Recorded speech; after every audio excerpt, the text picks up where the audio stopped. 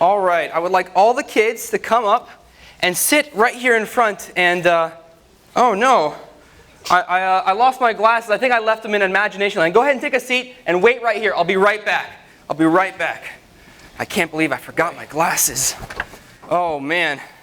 Well, it seems that it was raining in Imagination Land where I forgot my glasses. But you know, I had an umbrella. I mean, this thing is supposed to keep me dry. Like, look what I did. Okay, look, watch. I opened it up and I went to Imagination Land. I walked there, you know, and I came back. Why did I get all wet? Why in the world did I get so wet? Come on, guys, I want to hear it. Tell me. Tell me, just say it out loud. You put water on it. No. Because I didn't put the umbrella over my head. You mean like this? Yeah. Why do I need to do it like this? What's so important about having the umbrella? Go ahead, tell me. It keeps me dry like this? So you're saying I have to keep the umbrella over me and I have to stay under the umbrella to stay dry, to stay protected? What's today? You guys know what today is? What's special about Friday? It's Mother's Day. It's Mother's Day. Today, for the kids' lesson, I would like to talk about the importance of staying under the umbrella, and the umbrella is your parents' protection. Do you guys know who my mom is? Yes. Have you ever met her? Yes. Why? You guys know her. Sora Mary. She's the one that did she helped you guys with the kids program, right? Yeah. So do you think that I have to stay under my mom's protection? Yes. But I'm 24. No. Well, no, I do have to stay under it. See, even though I'm only 24, a very young age, I'm sure it's old for a lot of you guys, I am just like you. I have to stay under the umbrella, my parents' protection. Because what happens if I stay out from that umbrella? I get all wet. Now, you might be asking, what do you mean that you get all wet? This is a big umbrella. What do you get all wet if you don't stay under your parents' protection? What you have in your life is unnecessary, things that you don't need, heartache. You have problems, you have pain. If you stay under your parents' protection, they're the ones that help guide you and help keep you protected.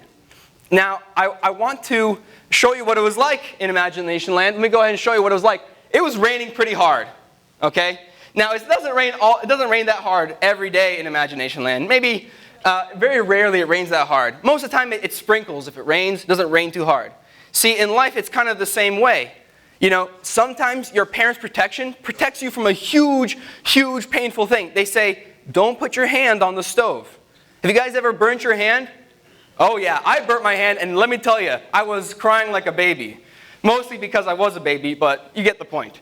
I put my hand on the stove, and I burned my hand, and it hurt, and I cried and cried and cried. See, my parents, when they told me, don't put your hand on the stove, they told me that to protect me from the pain, from the damage that was caused to my hand. Other times, it doesn't seem so major. They say, do your homework. And you say, oh, Mom, but I hate homework. I mean, homework I have to do every day, and it's long, and it's math, and I don't like it, or it's history, and it's boring, and I mean, who cares about the history, people? But here's the thing, is, I know some of your kids are like, looked at me shocked, but here's the thing, when your parents tell you, do your homework, it's with your benefit in mind. They know that if you do your homework, you get good grades. And if you get good grades, you go to a good school. If you go to a good school, you get good grades, you go to a good college. And if you go to a good college, you make good grades there, you get a really good job, and you support your family when you're older. See, it may seem small, but the homework is like the drizzle. Not like this, heavy rain, but it's drizzle. And even then, you've got to stay under the umbrella that's your parents' protection. So I want to learn a verse with you guys today. How's that sound? You guys think you can do it? You guys look like a bunch of smart kids. So let's go ahead and go to the next slide. And this slide here says, "Hear, my son, your father's instruction, and forsake not your mother's teaching." Pretty simple, right? How many of you guys think that you're smart and smarter than the Bible? Who thinks they're smarter than the Bible? If you guys can see, it's only the little kids who don't understand. Obviously, the Bible's much smarter than any one of us. And the reason it's so smart is because it was written by God. See, God, He knows everything. Not just everything about everything. He knows everything about everything about everything. Literally, He knows every detail. He knows how many hairs are on your head. Does anybody know that? Who knows how many hairs you have on your head? Nobody knows. Nobody knows. It's a lot. It's a lot. But He knows the exact number. So if God knows everything, and He gave us His Word, and in His Word it says this, "Hear, my son," and let's put here, my daughter, too. hear, my son or my daughter, your father's instruction, and forsake not your mother's teaching. Let's learn it together, right? So repeat after me. Hear, my son. Hear, my son. Go ahead. Your father's instruction. Your father's instruction. And forsake not Forsake not your mother's teaching. your mother's teaching. Let's do it again. Ready? Hear, my son. Hear, my son, Your father's instruction. your father's instruction, And forsake not and forsake not your mother's teaching. your mother's teaching. Great job. Let's go ahead and say this whole verse together. You ready? 3, 2, 1. Hear, my son, your father's instruction, and forsake not your mother's teaching. This is Proverbs 1:8. Who thinks they can say it to me? Who's memorized it? I want to see a tall hand, like you're confident. You're confident. All right, go ahead. And if you could, go ahead and go back to the previous slide. You memorized it? Hear my son, Go ahead, go ahead. hear my son, don't forget, forsake your father. Let's try someone else. Who thinks they have it memorized? Who knows it? Anybody? Anybody? I want to see a tall hand, very confident. Go ahead. Hear my son, your father's instructions, and forsake not your mother's teaching. Awesome, fantastic, good job. What's your name?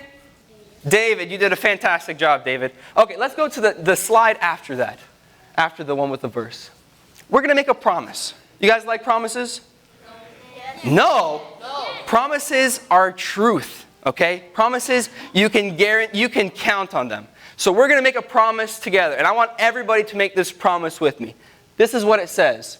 I promise that I will obey my mom and my dad this week, no matter how hard it is. Okay? So we're going to make this promise with me. Now, if you want to promise, raise your hand. Okay? And if you don't raise your hand, your parents see you. Okay? So I want to see everybody raise their hand. Okay? I'm going to say it, and if you agree and if you promise with me, say amen and have your hand raised. Okay? I promise that I will obey my mom and my dad this week, no matter how hard it is. Amen? Amen. All right, you guys can go ahead and head back. And remember, stay under your parents' umbrella. It's for your protection. It's so you don't get wet, so you stay dry.